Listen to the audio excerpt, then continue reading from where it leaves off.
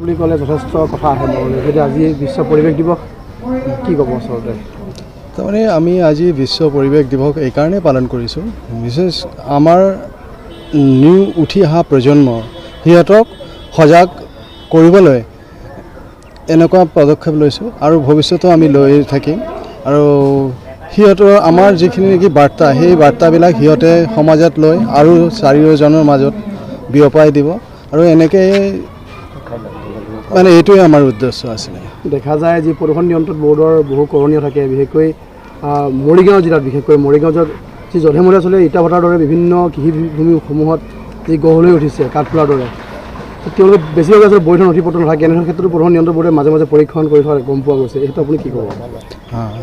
যিবিলাক অবৈধ থাকে সেইবিলাক আমি কেতিয়াও পাৰ্মিশ্যন নিদিওঁ। আমাৰ নজনাকৈ বা আমাৰ হয়তো হ'ব পাৰে, কিন্তু তেনেকুৱা যদি আমাৰ নজৰত আহে আমি লগে লগে আমি তাৰ কাৰণে ব্যৱস্থা গ্ৰহণ কৰোঁ চৰকাৰীভাৱে। তাৰ কাৰণে আমি লাগিলে ক্ল'জাৰ ন'টিছ দিয়া যায়, সেই তেনেকুৱা আমি ব্যৱস্থা লওঁ। আমাৰ নিয়ম কানুন মানিবই লাগিব। আমাৰ নিয়ম কানুন নামানাকৈ কোনো মানে ব্ৰিক উদ্যোগ স্থাপন কৰিবই নোৱাৰে। আৰু যদি কোনোবাই কৰিছে লুকাইছে, সেইটো আমাৰ ন'টিছত জনগণে যদি আনি দিয়ে আমি নিশ্চয় সুব্যৱস্থা ল'ম। তাৰ বিশেষকৈ মৰিগাঁও জিলা যথেষ্ট শেহতীয়াকৈ যি গ্ল'বেল ৱাৰ্মিঙৰ যি আচলতে এটা প্ৰভাৱ পৰিছে, এই ক্ষেত্ৰত প্ৰদূষণ নিয়ন্ত্ৰণ বৰ্ডৰ যথেষ্ট কৰণীয় আছে বুলি আমি ভাবোঁ। আপুনি কি কয় আচলতে? আমি কৰি আছোঁ। আমাৰ একচুৱেলি নগাঁৱত কৰি আছিলোঁ মেইনলি। তো নগাঁৱত এটা নন এটেইনমেণ্ট চিটি বুলি পৰিগণিত হৈছে কেন্দ্ৰীয় পলিউশ্যন প্ৰদূষণ নিয়ন্ত্ৰণ পৰিষদ মতে। তো তাৰ কাৰণে আমি বিভিন্ন কাৰ্যসূচী গ্ৰহণ কৰিছোঁ। জাবৰ জোঁথৰ যধে মধে আগতে যে জ্বলাইছিলে সেইটো বন্ধ কৰাৰ কাৰণে পদক্ষেপ লোৱা হৈছে। গছ গছনি ৰোপণ কৰা হৈ আছে। তাৰপিছত এনেকুৱা জনসচেতনামূলক কাম আমি সময়ে সময়ে কৰি থাকোঁ। আৰু সেই মৰ্মে যিবিলাক নেকি কৰণীয় কেন্দ্ৰীয়ভাৱে নিৰ্দেশ আহে, আমি সেই নিৰ্দেশবিলাক যথাযথভাৱে পালন কৰোঁ আৰু কৰিও থাকিম। আপুনি শেষত কি আহ্বান জনাব আচলতে অভিভাৱক প্ৰজন্মক বা মৰিগাঁও জিলাবাসী বা সমগ্ৰ অসমবাসীক কি ক'ব আচলতে? সমগ্ৰ মৰিগাঁও জিলাবাসীকে মই কওঁ, অসমতো ঠিকেই আছে, তাৰমানে আমি যধে মধে জাবৰ জোঁথৰ যাতে নেকি নজ্বলাওঁ বা জমা নকৰোঁ। আৰু যদিও জাবৰ আমাৰ ঘৰত যিখিনি জাবৰ উৎপন্ন হয় সেইখিনি যেনে আমাৰ এটা প্ৰৱণতা আছে কি চব জাবৰ জোঁথৰ একেলগে মিলাই মিক্স কৰি দি দিওঁ। যেনে প্লাষ্টিক, তাৰ লগত চব্জিৰ বাকলি, তাৰে লগত মেটাল, সেইবিলাক একেলগে আমি একে জেগাতে ডাম্পিং কৰি দিওঁ। সেইটো যাতে নহয়, সেইটো যদি ছেগ্ৰিগেশ্যন এট দ্য চ'ৰ্চ যদি হয় তেতিয়াহ'লে ভাল হয়। যেনে নেকি ৰিচাইকেল প্লাষ্টিকবোৰ মানুহে প্লাষ্টিকবিলাক কালেক্ট কৰি লৈ গ'লে, মেটেল স্ক্ৰেপবিলাক কাবাৰীৱালা তেখেতত লৈ গ'লে, আৰু চব্জিৰ বাকলি জাতীয় বা বায়'ডিগ্ৰেডেবল যিবিলাক নেকি জাবৰ আছে সেইবিলাকেদি আমি ভাৰ্মি কম্প'ষ্ট বা বিভিন্ন ধৰণৰ সাৰ তৈয়াৰ কৰিব পাৰোঁ। সেইটোৱে ক'বলৈ। আৰু সেইটো মানে নেক্সট যিটো নেকি প্ৰব্লেম আহি আছে সেইটো হ'ল কি এই মিউনিচিপেল ছলিড ৱেষ্ট।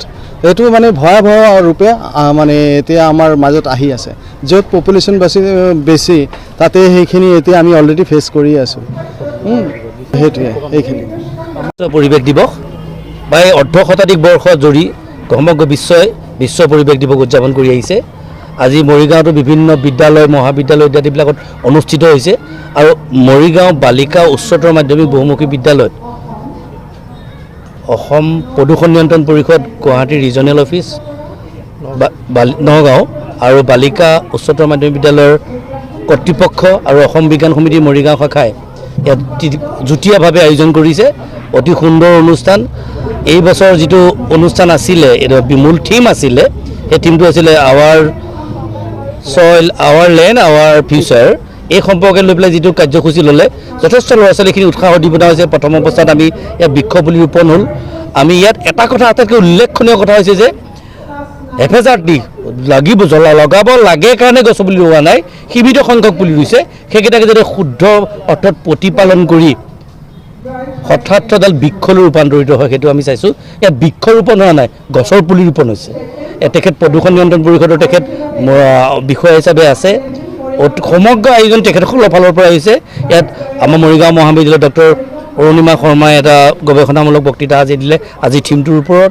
তাৰ লগতে অসম বিজ্ঞান সমিতিৰ কেন্দ্ৰীয় সম্পাদক হিচাপে ময়ো এটা বক্তব্য ৰাখিলোঁ। আল্টিমেটলি মুঠতে অনুষ্ঠানটো এটা সৰ্বাংগ সুন্দৰ অনুষ্ঠান হৈছে।